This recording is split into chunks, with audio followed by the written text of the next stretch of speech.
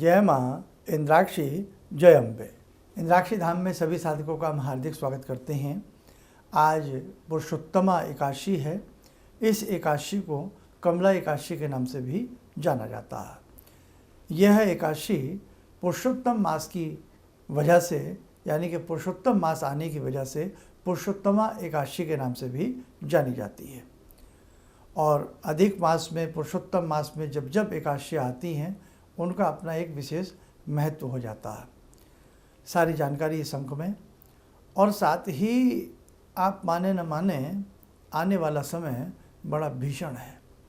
इसलिए अपने जप में, अपने तप में, अपनी पूजा में, अपनी भक्ति में आप यूं ही प्रेम पूर्वक लगे रहिएगा। अपनी भक्ति को, अपनी पूजा को बहुत अच्छे भाव से आप करते रहिएगा। आइए पहले आज का हम पंचांग देखें, फिर आगे की चर्चा करते हैं। 27 मई सन 2026 दिन बुधवार, संवत 2083, ज्येष्ठ मास, शुक्ल पक्ष, तिथि पुरुषोत्तमा कहें या कमला एकादशी, नक्षत्र हस्त, राहु काल 12 से 1:30, दिशा शूल उत्तर पूर्व दिशा।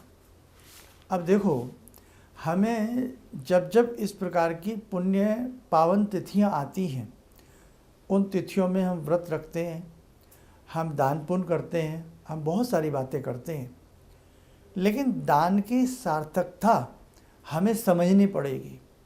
हमें दान के महत्व को भी समझना पड़ेगा। हमने एकादशी का व्रत रखा, हमने बहुत भाव से श्रीमन नारायण को पूजा। आज इस एकादशी में चलते फिरते, उठते बैठते श्रीमन नारायण आप जपते रहिए। भगवान पुरुषोत्तम के, भगवान हरि के नाना भांति के मंत्र, स्तोत्र, कवच आदि हैं, उन्हें आप पढ़ने का, जपने का प्रयास करिए। लेकिन दान की महिमा भी सर्वोपरि है। दान के साथ साथ आपके काम करने की शैली, आपकी सोच भी एक बहुत बड़ी आपकी तपस्या होती है। हमारे ऋषि मुनि कहते कहते चले गए कि जीवों पर दया करो, जीवों पर दया करो, जीवों पर दया करो। ये बचपन से हम भी सुन रहे हैं, आप भी सुन रहे हैं, लेकिन जितना हम सुन रहे हैं उतना ही जीवों के ऊपर अत्याचार हो रहा है। मात्र अपनी जीव के स्वाद के लिए जीव की हत्या करना और उसे मार करके खाना, और कहीं कहीं उसे किसी विभिन्न प्रकार की प्रथाओं से जोड़ देना, विभिन्न प्रकार से अपने किसी बलि प्रथा से या किसी बात से उसको जोड़ करके उसकी मैचिंग कर देना। कहने का भाव, हर दिन किस प्रकार से पशुओं की निर्मम हत्या हो रही है, कहीं किसी बलि के नाम पर, तो कहीं किसी बात से जोड़ करके, न जाने कितने कितने प्रकार से हम अपनी जीव के स्वाद के लिए अपनी हठ धर्मिता को प्रदर्शित कर रहे हैं। आप माने न माने, आप देख रहे हैं कितनी भीषण गर्मी है, भीषण गर्मी बढ़ती जा रही है। भारतवर्ष एक ऐसा देश है जिसमें हर मौसम होता है। ये भगवान की कोई आशीर्वाद हमारे ऊपर है। लेकिन ध्यान रखें, प्रभु जब कुपित होते हैं ना, तो जड़ जीवन सब नष्ट हो जाता है। इसलिए भगवान से डर कर के रहें, और जितना हमसे हो सकता है हम पशुओं के प्रति अपना दया भाव सदा सदा प्रकट करते रहें, और पशुओं के प्रति हम उनके अधिकार का हनन न करें। जैसा जीवन हम जीना चाहते हैं, जैसा सुंदर भोजन हम चाहते हैं, वो भी चाहते हैं, लेकिन हम अपनी हठ धर्मिता से बाज नहीं आते हैं, और किसी न किसी रूप में हम उनकी हत्या करने का प्रोग्राम बना ही लेते हैं। अब देखो, आपका क्या मानना है मुझे नहीं मालूम, लेकिन कहीं संसार में ऐसा कोई भगवान नहीं है, कहीं भी संसार में ऐसा कोई भगवान नहीं है जो किसी की निर्मम हत्या से प्रसन्न हो जाए। कहीं ऐसी कोई देवी नहीं है जो किसी बलि लेने से प्रसन्न हो जाएं। ये कुप्रथाएं हैं, इन कुप्रथाओं को जड़ से उखाड़ना, फेंकना होगा। इसलिए ध्यान रखना, आज कैसी भीषण गर्मी है, और ऊपर से एकादशी का पावन महात्म्य। आज आप किसी मार्केट में चले जाएं, प्रैक्टिकली बात कर रहा हूँ आपसे, आज किसी मार्केट में आप चले जाएं, आप कहीं भी चले जाएं, एक गिलास पानी पीने को नहीं मिलता है। अगर जेब में पानी की बोतल खरीदने के पैसे हैं 20-25 रुपया तो पानी मिल सकता है, उसके बाद भी वो पानी कितना शुद्ध है कितना अशुद्ध है वो बाद की बात है। लेकिन 20-25 रुपये जेब में हैं तो आपको पानी पीने को मिल जाएगा, अदरवाइज़ पानी पीने को नहीं मिलेगा। आज इंसान के लिए, मानव के लिए पानी पीने के लिए नहीं है, तो पशुओं के लिए तो पानी कहाँ से आएगा। आज वो कीचड़ नाली से भरा पानी पीते हैं। तो ध्यान रखना, हम सब जो भी एकादशी का व्रत रखते हैं, हमें ऐसी एकादशियों में प्रण लेना चाहिए और हम अपने घर से शीतल जल, सुंदर जल पशुओं के लिए व्यवस्था करें।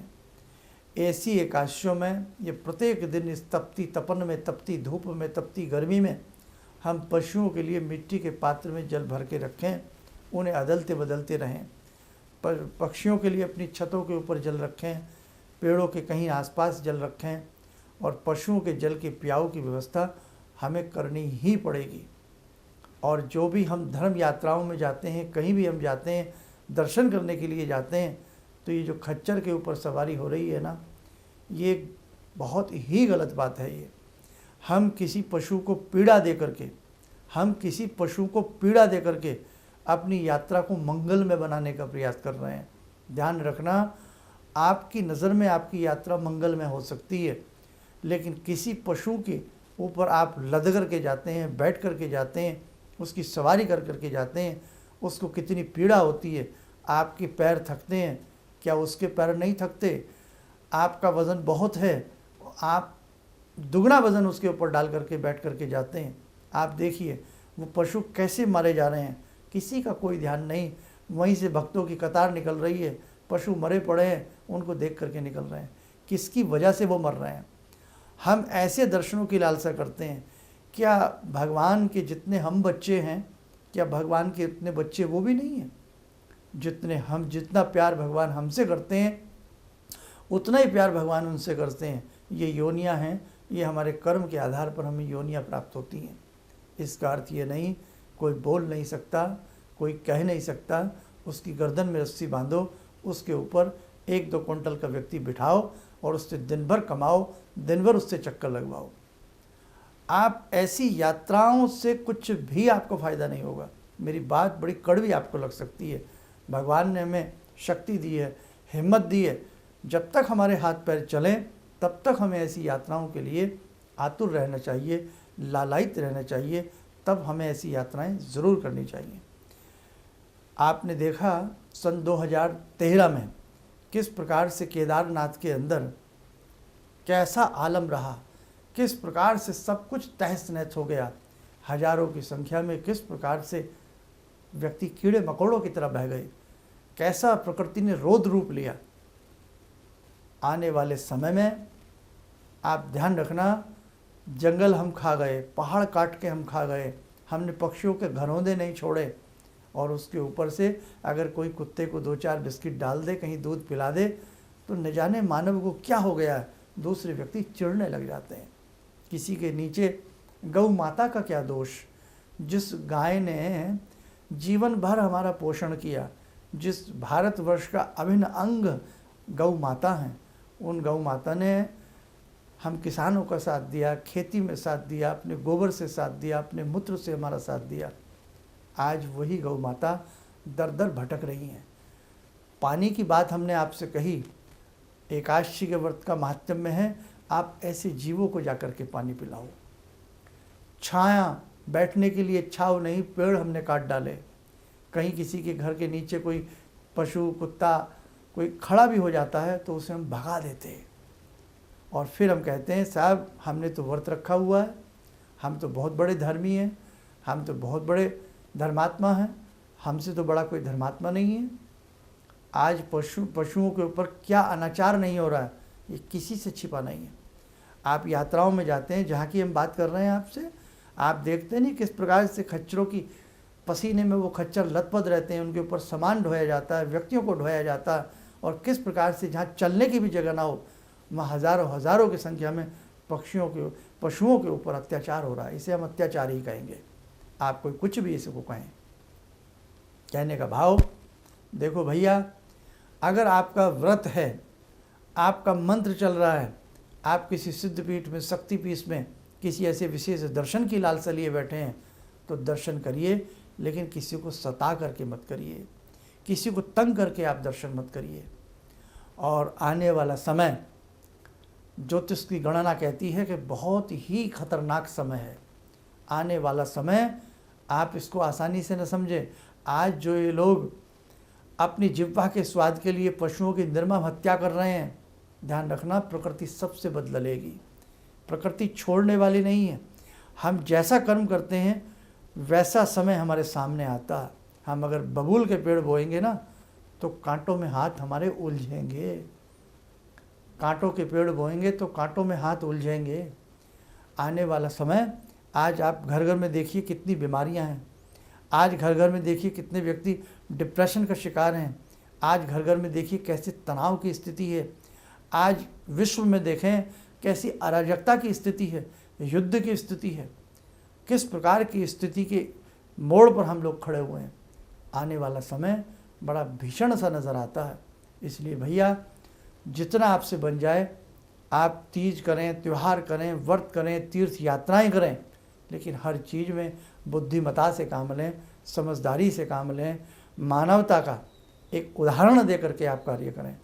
आपके अंदर उपकार, परोपकार, दया वाली भावना होनी चाहिए।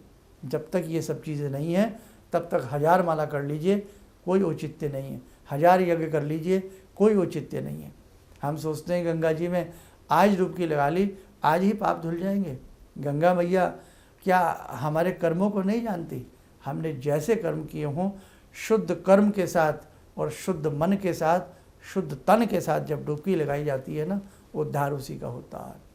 न शुद्ध कर्म हो, न शुद्ध धर्म हो, न शुद्ध तन हो, न शुद्ध मन हो, और हम 1000 डुबकियाँ लगा लें, कुछ नहीं होने वाला।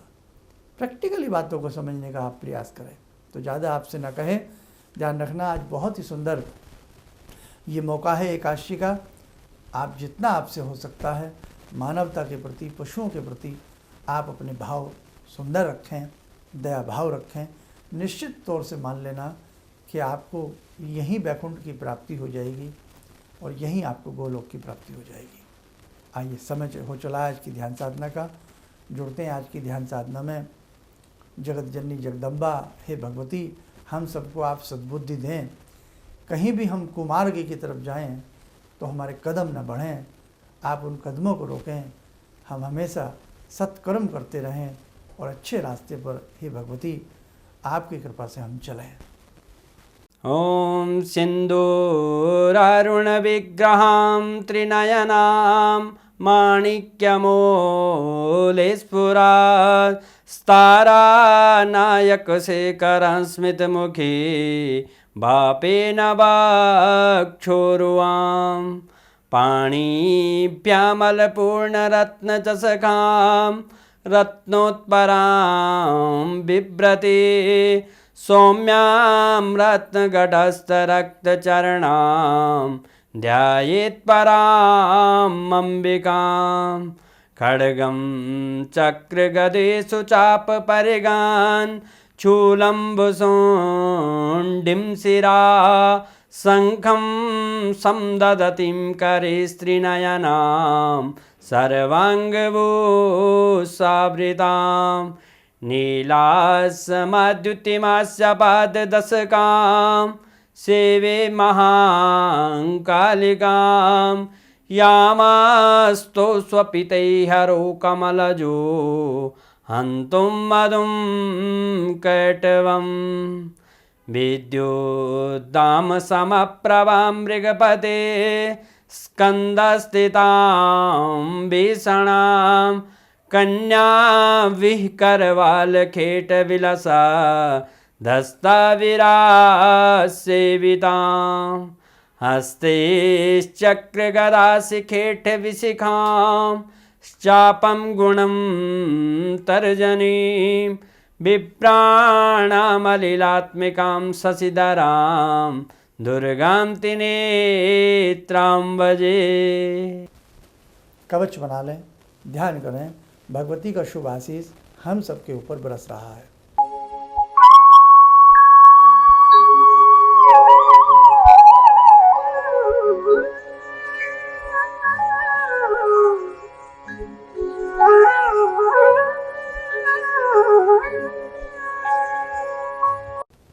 ओम बोलते हुए नेत्र खोलें, सामान्य हो जाए। देखो साधकों, संस्थान की तरफ से समय समय पर विशेष प्रकार के आयोजन होते हैं। अभी जैसे आज कितनी सुंदर एकादशी है, एक एकादशी और आपको प्राप्त होगी जिसका नाम है निर्जला एकादशी। निर्जला एकादशी कब है ये भी आपको लगे हाथ हम नोट करा देते हैं। निर्जला एकादशी जो है वो 25 जून की है, नोट कर लेना आप लोग। 25 जून की निर्जला एकादशी रहेगी। उसके बारे में भी आपको समय से पहले कुछ ना कुछ बताने का प्रयास करेंगे।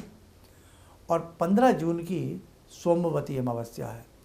तो सोमवती अमावस्या में हम विशेष प्रकार का भगवती महागायत्री का एक विशेष पूजन उनके नामों के संग करा रहे हैं। आप अधिक से अधिक संख्या में ऐसे विशेष पूजन में आने का कष्ट करें, गर्मी सर्दी का आभास न करें। जप में तप में तो तितिक्षा और मेहनत करनी ही पड़ती है, पसीना बहाना पड़ता है। तो इस विशेष पूजन में हम आपको आमंत्रित करते हैं। और जितने भी इंद्राक्षी धाम में ये पूजन होते हैं ये सभी निःशुल्क होते हैं। इसमें कोई भी साधक आकर के पूजा करके पुण्य की प्राप्ति ले सकता है। तो ये विशेष पूजन भगवती गायत्री का है और वो भी सोमवती अमावस्या के उपलक्ष्य में है। इस पूजन से आपके पितरों का उद्धार होगा, आपका उद्धार होगा, आपके कष्ट दूर होंगे, श्री समृद्धि की आपको प्राप्ति होगी और नाना भांति से भगवती गायत्री का आपको शुभ आशीष प्राप्त होगा। इसके लिए आप हमारे संस्थान में अपना नाम नंबर नोट करा दीजिएगा। बहुत कम समय बचा है, इसलिए कहीं ये ना हो कि सीट सारी भर जाए। एक जगह की भी गरिमा होती है कि कितने साधक बैठ कर के वहाँ पूजा कर सकते हैं। चलिएगा, इस विशेष पूजन में हम सब आपको आमंत्रित करते हैं। आप स्वस्थ रहें, सुखी रहें।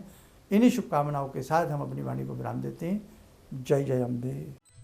किसी भी समस्या के समाधान के लिए मिले प्रसिद्ध हस्तरेखा एवं वास्तु विशेषज्ञ प्रोफेसर धर्मेंद्र शर्मा जी से। नोट: शिविर में भाग लेने हेतु एवं व्यक्तिगत रूप से मिलने के लिए कॉल करने का समय सुबह 10 बजे से शाम 6 बजे तक। हमारे विभिन्न ज्ञानवर्धक कार्यक्रम देखने के लिए आप हमें अभी सब्सक्राइब करें, बेल आइकन को प्रेस करें ताकि आप देख सकें हमारा कार्यक्रम सबसे पहले। और अधिक जानकारी के लिए फेसबुक पेज को लाइक करना न भूलें।